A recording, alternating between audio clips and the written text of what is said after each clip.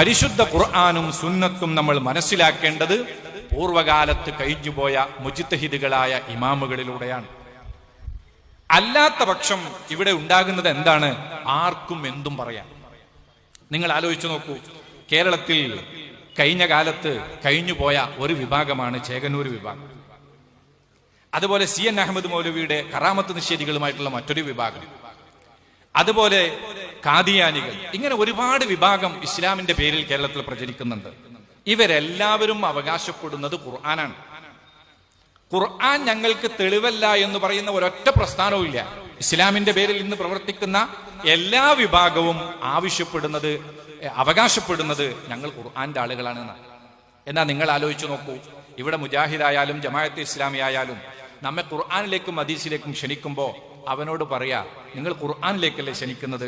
ഞാൻ ഖുർആന്റെ ആളാണ്, ചേകന്നൂർ ഖുർആനാ പറയുന്നത്, അതുകൊണ്ട് ഞാൻ ചേകന്നൂരിന്റെ ഒപ്പാണ്, കുഴപ്പമൊന്നുമില്ലല്ലോ എന്ന് ചോദിച്ചവൻ പറയും, അത് പറ്റൂല, ഞാൻ പറയുന്ന ഖുർആനിലേക്ക് വരണം. അപ്പൊ എന്താണ് ഇവിടുത്തെ ആവശ്യം?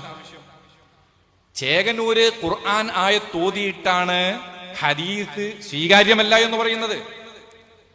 അതുപോലെ 5 നേരത്തെ നിസ്കാരമില്ല എന്ന് പറയുന്നത്. എന്തുകൊണ്ടാണ് ചേകന്നൂരിനെ വഹാബികൾ എതിർക്കുന്നത്? അയാൾ പറയുന്നത് ഖുർആനല്ലേ. ജമാഅത്തെ ഇസ്ലാമി വന്നു, ജമാഅത്തെ ഇസ്ലാമി പറഞ്ഞു കേരളത്തിലെ സുന്നികളും മുജാഹിദുകളും മുശ്രിക്കുകളാണ്. എന്തേ കാരണം? ഇനിൽ ഹുക്മു ഇല്ലാ ലില്ലാ, പരിശുദ്ധ ഖുർആനാണ് അവർക്ക് തെളിവ്. ചേകന്നൂർ പറഞ്ഞത് ജമാഅത്തെ ഇസ്ലാമിയും മുജാഹിദും സുന്നിയും ഒക്കെ കാഫിറാണെന്നാ. എന്തേ അയാൾക്ക് തെളിവ്? അയാൾക്ക് തെളിവ് ഖുർആനാ. ഖുർആനിൽ പറയുന്നുണ്ട്, ലാ തദ്ഉ മഅല്ലാഹി അഹദാ. ഈ ആയത്ത് ഓതിയിട്ട് ചേകന്നൂർ വാദിക്കുകയാണ്, ഇവിടെ സുന്നികളും മുജാഹിദുകളും ജമാഅത്തെ ഇസ്ലാമിയും നിസ്കാരത്തിൽ അത്തഹിയാത്തിൽ നബി സല്ലല്ലാഹു അലൈഹി വസല്ലം ഞങ്ങൾ വിളിക്കുന്നുണ്ട്. ആ അസ്സലാമു അലൈക അയ്യുഹൻ നബിയു എന്ന വിളി അത് തനിച്ച ശിർക്കാകുന്നു, ഖുർആനിനെതിരാണ് ചേകന്നൂർ പറയാൻ. എന്തേ ഖുർആൻ ആയത്തോതി ചേകന്നൂർ പറഞ്ഞ ആ ആശയത്തെ മുജാഹിദും ജമാഅത്തും സ്വീകരിക്കാത്തത്? ഇസ്തിഗാസയും തവസ്സുലും ശിർക്കാണ് എന്ന് പറയാൻ മഹാന്മാരെ വിളിക്കുന്നത്, നബി സല്ലല്ലാഹു അലൈഹി വസല്ലം വിളിക്കുന്നത്, സഹായം തേടുന്നത് ശിർക്കാണ് എന്ന് പറയാൻ മുജാഹിദുകളും ജമാഅത്തെ ഇസ്ലാമിയും ഏതൊരു സൂക്തമാണോ ഓതുന്നത്, തെളിവാക്കുന്നത്, അതേ സൂക്തമാണ് ചേകന്നൂര് അത്തഹിയാത്ത് ശിർക്കാണ് എന്ന് പറയാൻ ഓതുന്നത്. എന്റെ ശബ്ദം ശ്രവിക്കുന്ന വിശ്വാസികൾ, നിങ്ങൾ ആലോചിക്കണം, എന്താണ് ഇവിടുത്തെ വ്യത്യാസം? എന്തുകൊണ്ട് മുജാഹിദ് ജമാഅത്തെ ഇസ്ലാമിയുടെ ആശയം അംഗീകരിക്കുന്നില്ല? ജമാഅത്തും മുജാഹിദും എന്തുകൊണ്ട് ചേകന്നൂരിന്റെ ആശയം അംഗീകരിക്കുന്നില്ല? എല്ലാവരും ഖുർആനല്ലേ ഓതുന്നത്, ഞങ്ങൾ ഖുർആനിലേക്കാ ക്ഷണിക്കുന്നത്, നിങ്ങൾ ഇങ്ങോട്ട് വരൂ എന്ന് പറയുന്നവരോടാണ് നമുക്ക് ചോദിക്കാനുള്ളത്, നിങ്ങൾ ആരുടെ കൂടെയാണ് പോകുക? ആര് പറയുന്നതാ ശരി? ഇവിടെയാണ് സുന്നത്ത് ജമാഅത്തിന് ശരിയായ നിലപാടുള്ളത്.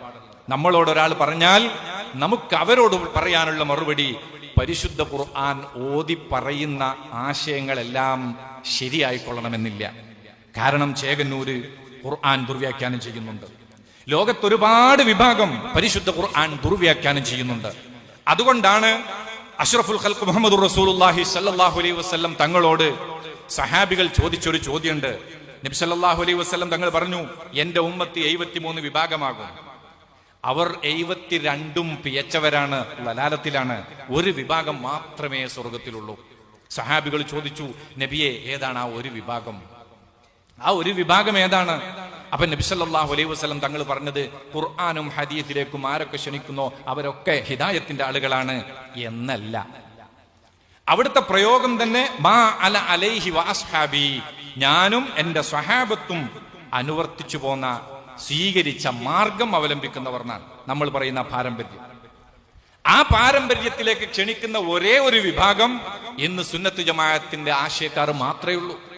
വേറെ ഏത് വിഭാഗം നിങ്ങൾ എടുത്തു നോക്ക്, അവർ ഈ പാരമ്പര്യ ആശയത്തിനെതിരായിരിക്കും.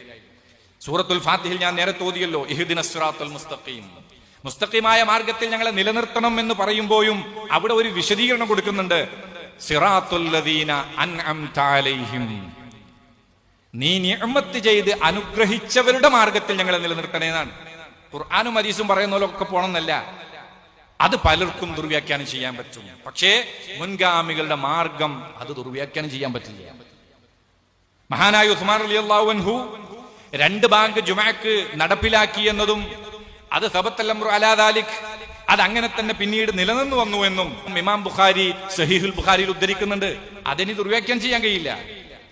മഹാനായ ഉമർ ബിൻ ഖത്താബ് റളിയല്ലാഹു അൻഹുവിന്റെ കാലം തറാവീഹ് 20 റക്അത്ത് നിസ്കരിച്ചു എന്ന് സ്വഹീഹായ റിപ്പോർട്ടാണ്.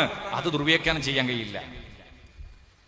നബി സല്ലല്ലാഹു അലൈഹി വസല്ലം തങ്ങളെ വിളിച്ചുകൊണ്ട് സഹായങ്ങൾ അഭ്യർത്ഥിച്ചത് ഹദീസിന്റെ ഗ്രന്ഥങ്ങളിലുണ്ട്. സ്വഹാബികൾ അതിന് ദുർവ്യാഖ്യാനം ചെയ്യാൻ കഴിയില്ല. അപ്പൊ പാരമ്പര്യമായി വന്ന ഈ ആശയം അതാണ് യഥാർത്ഥ ദീന്, അതാണ് ശരിയായ ഇസ്ലാം.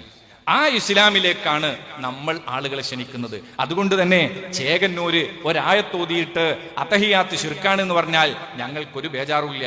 കാരണം അത്തഹിയാത്ത് സ്വഹാബികൾ മുന്നിൽ വന്നതാ.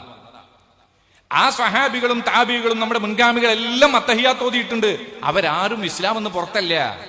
അങ്ങനെ ഒരാൾ ആശയവുമായി പുതിയ ആശയവുമായി വന്നാൽ അയാളെയും അയാളെ ആശയത്തെയുമാണ് നമ്മൾ തള്ളിക്കളയേണ്ടത് എന്ന് സുന്നികളായ നമുക്ക് പറയാൻ പറ്റും.